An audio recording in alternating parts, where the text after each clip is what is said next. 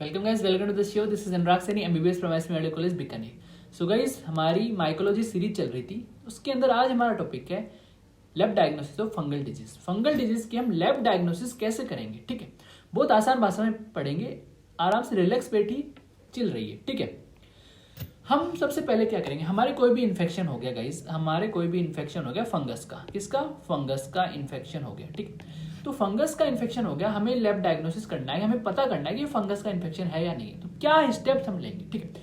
सबसे पहले हम स्पेसिमेन को कलेक्ट करेंगे, जहां भी हमारे फंगस हुआ वहां से जो स्पेसिमेन है उसको हम लेंगे, ठीक है। मान लो आपका इन्फेक्शन हेयर्स में हुआ तो आप हेयर्स लोगे, ठीक है। आपका इन्फेक्शन कहाँ हुआ, स्किन पे हुआ तो आप स्किन टिश्यूज लोगे।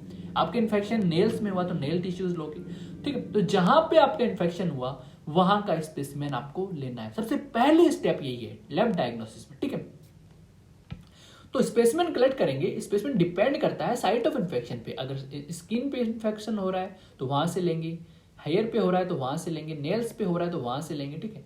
स्पुटम भी ले सकते हैं, ठीक है। अगर आपका इन्फेक्शन डीप बॉडी के अंदर जा रहा है, सिस्टमिक, जैसे लीवर, ठीक है, बहुत सिस्टमिक जो चीजें हैं उनको इन्वॉल्व कर रहा है, अंदर अंदरूनी इन्फेक्शन हो रहा है, तो हम ब्लड लेंगे। क्या लेंगे, ब्लड सैंपल हम एज ए स्पेसिमेन लेंगे। क्लियर गाइज, ये आपको ध्यान में रखना है, ठीक है। सीएसएफ भी ले सकते हैं। सीएसएफ कब लेंगे, जब आपको क्रिप्टोकोकल मेनिंजाइटिस हो रहा हो। क्रिप्टोकोकल मेनिंजाइटिस मतलब ब्रेन की जो लेयर्स हैं, मेनिंजेस हैं, उनका इन्फ्लेमेशन हो जाता है इस फंगस से, क्रिप्टोकोकल फंगस से, तो वो हो रहा है तो हम सीएसएफ लेंगे। क्लियर, ठीक है। अब हमने स्पेसिमेन ले लिया सब। अब देखो, हमारे मान लो यहाँ स्किन पे इन्फेक्शन हो रहा था, हमने यहाँ पर ये ले लिया स्पेसिमेन इसका, ठीक है। ये स्पेसिमेन है, ये क्या है, स्पेसिमेन है, ठीक है, ठीक है, ले लिया। अब इस स्पेसिमेन को हम माइक्रोस्कोप में देखेंगे। इस स्पेसिमेन को हम कहाँ देखेंगे, माइक्रोस्कोप में देखेंगे। लेकिन माइक्रोस्कोप में देखने से पहले हम इस स्पेसिमेन में कुछ डालेंगे ताकि अच्छे से माइक्रोस्कोप में दिखे। क्या डालेंगे वो हम देखते हैं। क्या डालेंगे, ये स्पेसिमेन था, अब इस स्पेसिमेन के अंदर हम क्या डालेंगे, क्लियर। सबसे पहले हम केओएच प्रिपरेशन करते हैं। इसके अंदर हम, इस स्पेसिमेन के अंदर हम केओएच 10% केओएच डालेंगे। क्या डालेंगे, 10% केओएच डालेंगे। अब इस 10% हम जैसे केओएच डालेंगे, 10% केओएच जैसे हम डालेंगे, तो ये जो केओएच है, ये जो आपका जो, जैसे हम केओएच डालेंगे तो ये केओएच जो क्रिएटिन मटेरियल है, क्या है, जो क्रिएटिन मटेरियल है स्पेसिमेन के अंदर, उसको क्या कर देगा, डाइजेस्ट कर देगा। क्या कर देगा, डाइजेस्ट कर देगा। जो भी स्पेसिमेन हमने लिया, स्किन से लिया, आपके नेल से लिया, हेयर से लिया, ठीक है, इनके अंदर क्या रहेगा, क्रिएटिन रहेगा। तो इन क्रिएटिन जो मटेरियल है उनको डाइजेस्ट कर देगा ये केओएच, ठीक है। और डाइजेस्ट करते, जैसे डाइजेस्ट करेगा तो हमें जो विजिबिलिटी है, फंगल हाइफी की जो विजिबिलिटी है वो अच्छी तरह से दिखने लग जाएगी, ठीक है। तो केओएच का फंक्शन क्या हुआ, समझ में आया। केओएच क्यों डालेंगे, केओएच प्रिपरेशन क्यों बनाएंगे, ताकि ये जो केओएच है ये क्रिएटिनाइजेशन करा दे, डाइजेस्ट कर दे क्रिएटिन मटेरियल को, और हमें अच्छी तरह से दिख जाए फंगल्स हाइफी। क्लियर, तो ये लिखा हुआ है, देखो, क्रिएटिनाइज्ड टिश्यू स्पेसिमेन, जैसे स्किन स्क्रैपिंग है या प्लग्ड हेयर सैंपल्स हैं, ये क्या करते हैं, इनके अंदर क्रिएटिनिन टिश्यू होता है, और जैसे इन क्रिएटिन टिश्यू को हम 10% केओएच देंगे तो क्रिएटिन मटेरियल को डाइजेस्ट कर देगा ये केओएच, और फंगल हाइफी हमें अच्छी तरह से दिखने लग जाएंगी। क्लियर, समझ में आएगा, ठीक है। साथ साथ में हम इस स्पेसिमेन के अंदर ग्लिसरॉल भी डाल सकते हैं ताकि ड्राइंग नहीं हो पाए। ड्राइंग यहाँ पर इनहिबिटरी फैक्टर है, ठीक है, अच्छी तरह से नहीं दिखता, ठीक है। तो ग्लिसरॉल डालेंगे ताकि ड्राइंग नहीं हो जाए स्पेसिमेन्स की। क्लियर, नेक्स्ट, ठीक है। हमने सैंपल लिया, ठीक है, स्पेसिमेन हमने लिया, स्पेसिमेन के अंदर हमने कुछ डाला, केओएच डाला ताकि अच्छी तरह से हमें दिखे। केओएच की जगह हम और कुछ भी कर सकते हैं, जैसे क्या कर सकते हैं, ग्राम स्टेनिंग कर सकते हैं। ग्राम स्टेनिंग कब करते हैं, ईस्ट को देखने के लिए, ईस्ट को देखने के लिए, जैसे क्रिप्टोकोकस हो गया, ठीक है, या फिर ईस्ट जैसी देखने के लिए कैंडिडा हो गया, ठीक है, ठीक है। तो इन स्पेसीज को देखने के लिए हम ग्राम स्टेनिंग कर सकते हैं। जो स्पेसिमेन है उसको हम क्या करेंगे, उसकी ग्राम स्टेनिंग करेंगे, फिर ग्राम स्टेनिंग करने के बाद माइक्रोस्कोप में देखेंगे। क्लियर, समझ में आ गया, ठीक। अब पहला हमने बोला केओएच डाल सकते हैं, दूसरा हमने बोला ग्राम स्टेनिंग कर सकते हैं, तीसरा हम कर सकते हैं इंडियन इंक स्टेन या फिर नाइग्रोसिन।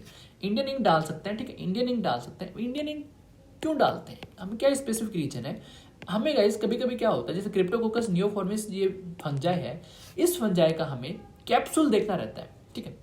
कैप्सूल की ये फंजाई कैप्सूल से अच्छी तरह से डिटेक्ट हो जाती है, तो हम कैप्सूल को देखने के लिए इंडियन इंक स्टेन यूज लेते हैं। क्लियर, स्पेसिफिक क्रिप्टोकोकस नियोफॉर्मिस फंजस के लिए ही होता है। क्लियर, नेक्स्ट हम कर सकते हैं guys calcofluor white stain. Calcofluor white stain डाल सकते हैं। ये कैल्कोफ्लोर व्हाइट स्टेन क्या करता है गाइस, ये क्या करते हैं, मान लीजिए फंगल सेल वॉल, अब इस फंगल सेल वॉल के अंदर सेलुलोज रहेगा, क्या रहेगा, सेलुलोज रहेगा, और चाइटिन्स भी रहेंगे। ठीक है, क्या क्या रहेगा, सेलुलोज रहेगा और चाइटिन्स भी रहेंगे इस फंगल सेल वॉल के अंदर।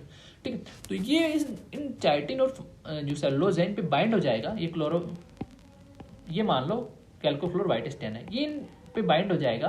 ठीक है, बाइंड हो जाएगा, और जब हम यूवी लाइट देंगे, इसको क्या देंगे, यूवी लाइट देंगे, ठीक, तो ये एक फ्लोरेसेंस शो करेगा। क्या करेगा, फ्लोरेसेंस शो करेगा, और इस फ्लोरेसेंस की हेल्प से हम पता कर सकते हैं कि कौन सी सेल है। ठीक है, कौन सी फंजाई है। ठीक है, समझ में आ गया। कैल्कोफ्लोर व्हाइट स्टेन सेलुलोज और चाइटिन पे बाइंड करेगा, और जब हम यूवी लाइट देंगे तो ये फ्लोरेसेंस शो करेगा। फ्लोरेसेंस मतलब चमकेगा, तो हमें पता लग जाएगा यहाँ पर फंजाई प्रेजेंट है। क्लियर, समझ में आ गया कैल्कोफ्लोर व्हाइट स्टेन क्या कर रहा है। क्लियर, ये मोस्ट सेंसिटिव है, बहुत ज्यादा सेंसिटिव होता है। ठीक, अब हम क्या कर सकते हैं गाइस, कर सकते हैं हिस्टोपैथोलॉजिकल स्टेन भी कर सकते हैं। हिस्टोपैथोलॉजिकल स्टेन क्या होता है गाइस, जैसे हमारे पास बायोप्सी टिश्यू है, ये हमारे पास बायोप्सी हमने ली कहीं की भी, वहां पर ये टिश्यूज हमें मिले। ठीक है, ये टिश्यूज हमें मिले।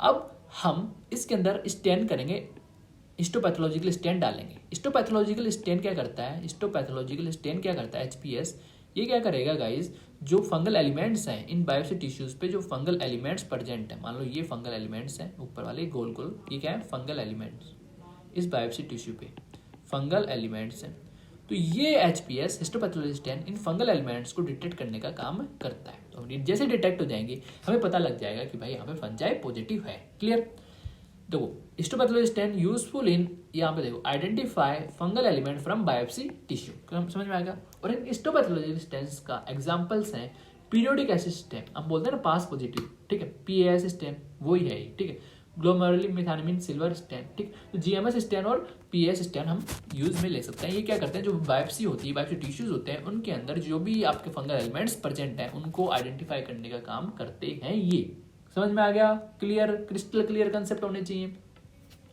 अब हमारे पास वो भी टिश्यूज आ गए। ठीक है, हमने बायोप्सी वो ले लिया, स्पेसिमेन ले लिया। ठीक है, हमने माइक्रोस्कोप में भी देख सकते हैं, ये भी हमने कर लिया। ठीक है, अब हम कुछ भी वो भी फंजाई है उसको कल्चर कर सकते हैं, ताकि कल्चर हो जाए, वो और ग्रो कर जाए और हम अच्छी तरह से आइडेंटिफाई भी कर सकें उसे। ठीक है, तो कौन से कल्चर मीडिया हम उसको जिंदा रखने के लिए कर सकते हैं। ठीक है, जैसे सब SD अगर हम पढ़ते हैं, डेक्स्ट्रोज अगर हम पढ़ते हैं।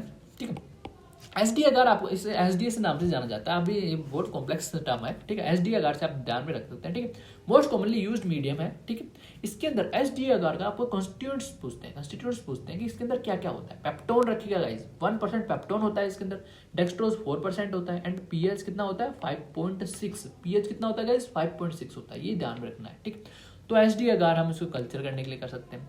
अब गाइस ब्रेन हार्ट इन्फ्यूजन अगार, एक अगार होती है ब्रेन हार्ट इन्फ्यूजन अगार, आपने कल्चर मीडियाज में पढ़ा होगा बेसिक में, माइक्रोबायोलॉजी में। SDA अगार तो पढ़ लिया। ठीक है, ब्रेन हार्ट इन्फ्यूजन अगार पढ़ा होगा इनरिच्ड मीडियम के अंदर। ये कैसे होता है, इनरिच्ड मीडियम मतलब बहुत एनर्जेटिक, यहाँ पर एनर्जी मिलती है इससे। ठीक है, तो brain heart infusion agar and blood agar, ठीक है, ये भी हम काम में ले सकते हैं फंगाई को ग्रो करने के लिए। और ये स्पेसिफिक फंजाई होते हैं जैसे क्रिप्टोकोकस है, हिस्टोप्लाज्मा है, इनको ग्रो करने के लिए हम BHI आकार का यूज लेते हैं। Clear guys, next. अब एक टर्म है लैक्टोफिनोल कॉटन ब्लू, ये इसको भी हम आइडेंटिफाई करने के लिए काम में लेते हैं। ये क्या होता है गाइस, मान लो ये हमारा कल्चर है, हमने अभी कल्चर बताया SD अगार है, या फिर वहां पर ये जो फंजाई है ये ग्रो कर रही है। ये क्या है, फंजाइस है, ये फंगाई है, ग्रो कर रही है। ठीक, कल्चर में ग्रो कर रही है। ठीक है, अब हमें इन फंजाई की क्या देखनी है, माइक्रोस्कोपिक स्ट्रक्चर। क्या देखनी है, माइक्रोस्कोपिक स्ट्रक्चर देखनी है। क्या देखनी है, माइक्रोस्कोपिक स्ट्रक्चर। इन फंगाई के हमें बहुत माइन्यूट स्टडी करनी है, मतलब बहुत अंदर तक जाना है। माइन्यूट मतलब माइक्रोस्कोपिक स्ट्रक्चर हमें देखनी है, तो हम लैक्टोफिनोल कॉटन ब्लू का इस्तेमाल करते हैं। क्लियर। अब इसके अंदर क्या क्या होता है गाइस, फिनोल होता है। अब फिनोल का क्या फंक्शन है, इसके अंदर फिनोल तो हो गया, फिनोल क्या करेगा, डिसइंफेक्टेंट का काम करता है। ठीक है, डिसइंफेक्टेंट का काम करेगा। क्लियर। सेकंड इसका कंस्टिट्यूएंट होता है लैक्टिक एसिड। लैक्टिक एसिड क्या करेगा, जो मोर्फोलॉजी है। अब फिनोल का क्या काम होगा, डिसइंफेक्टेंट, मतलब जो भी अलग, जैसे मान लो फंजाई के साथ साथ कोई भी बैक्टीरिया ग्रोज कर रहे हैं तो उन बैक्टीरिया को किल कर देगा, ताकि फंगाई अच्छी तरह से दिख जाए, हमें अच्छी तरह से दिख जाए। फिनोल का ये काम है। ठीक है, लैक्टिक एसिड में क्या करते हैं हम, जो भी फंजाई है उसकी मोर्फोलॉजी प्रिवेंट करता है, ताकि हमें फंजाई की स्ट्रक्चर अच्छी तरह से दिखे और हम अच्छी तरह से आइडेंटिफाई कर पाए। ठीक है, लैक्टिक एसिड समझ में आ गया कि क्या होता है। ठीक है, ग्लिसरॉल रहता है लैक्टोफिनॉल कॉटन ब्लू में, ये इसके कंस्टिट्यूएंट्स बता रहा हूँ मैं, ठीक है। तो ग्लिसरॉल होएगा, ग्लिसरॉल क्या करता है, ड्राइंग में हेल्प करेगा, ड्राइंग को प्रिवेंट करेगा। ड्राइंग जो है वो अच्छी तरह से जब ड्राई हो जाती है तो अच्छी तरह से हम देख नहीं पाएंगे, तो ग्लिसरॉल ड्राइंग को प्रिवेंट करेगा, इसलिए हम ग्लिसरॉल डालते हैं, ठीक है। कॉटन ब्लू भी होता है इसके अंदर जो स्टेनिंग में मदद करता है। Clear guys? तो ये सारी चीजें आपको ध्यान में रखनी होती हैं। हम इम्यूनोलॉजिकल मेथड्स भी देख सकते हैं, जैसे एंटीबॉडी हम डिटेक्ट कर सकते हैं। एंटीबॉडी कैसे डिटेक्ट करेंगे, फंगस के खिलाफ हमारे बॉडी के अंदर बहुत सारी एंटीबॉडीज बनेंगी, ठीक है। तो उन एंटीबॉडीज को हम डिटेक्ट कर लें तो हमें पता लग जाएगा कि भाई फंगस का इन्फेक्शन है, तभी ये एंटीबॉडी बनी है, ठीक है। तो उन एंटीबॉडी को हम डिटेक्ट कर सकते हैं। एलिसा टेस्ट है, इम्यूनोडिफ्यूजन टेस्ट है, एग्लूटेशन टेस्ट है एंड कॉम्प्लीमेंट फिक्सेशन टेस्ट है। इन टेस्ट के आधार पे हम एंटीबॉडी को डिटेक्ट कर सकते हैं। क्लियर? अब एंटीजन डिटेक्शन मतलब फंजाइस एंटीजन को भी हम डिटेक्ट कर सकते हैं कि भाई अंदर गया फंगस, तो फंगस का कोई एंटीजन तो अंदर जाएगा, ठीक है। तो हम उस तरह से भी हम डिटेक्ट कर सकते हैं antigen detection. Latex agglutination test है, उससे हम एंटीजन को डिटेक्ट कर सकते हैं, ठीक है। तो ये लेटेक्स एग्लूटिनेशन टेस्ट है, स्पेसिफिक आपका क्रिप्टोकोकल एंटीजन मतलब जो क्रिप्टोकोकस फंगस है उसके एंटीजन को डिटेक्ट करने का काम में आता है CSF से, ठीक है। तो समझ में आ गया कैसे कर सकते हैं इम्यूनोलॉजिकल मेथड्स। हम मॉलिकुलर मेथड्स भी कर सकते हैं, जैसे PCR जो रिएक्शन होती है उससे भी हम फंगल एलिमेंट्स को आइडेंटिफाई कर सकते हैं। क्लियर? तो ये सारी लैब डायग्नोसिस थी। हमारा कंसेप्ट एक क्लियर होना चाहिए लैब डायग्नोसिस के लिए। पहले हम स्पेसिमेन लेंगे, अब स्पेसिमेन के अंदर हम कुछ डालेंगे ताकि वो अच्छी तरह से दिखे, ठीक है, ठीक है। फिर हम माइक्रोस्कोप में देखेंगे, ठीक है। तो ये सारी चीजें कंसेप्ट आना चाहिए, रटना कुछ नहीं है कि हम क्या करें पहले फिर नेक्स्ट स्टेप क्या है, ये आपको थोड़ा ध्यान में रखनी चाहिए। तो अच्छे से पढ़ते रहिए, अच्छे से आप कंसेप्ट बनाते रहिए, ठीक है। Thank you guys, stay safe stay healthy. Clear? तो थोड़ा सा आप एक चीज बता दूं, अगर आपको नोट्स चाहिए तो आप अनुराग सैनी MBBS टेलीग्राम जो चैनल है वहां ज्वाइन कर सकते हैं, और कोई भी डाउट्स हो तो आप कमेंट सेक्शन में पूछ सकते हैं या फिर इंस्टाग्राम हैंडल पे हमें फॉलो करके पूछ सकते हैं। अच्छा लग रहा है चैनल तो लाइक कर सकते हैं, सब्सक्राइब कर सकते हैं। Thank you guys, stay safe stay healthy.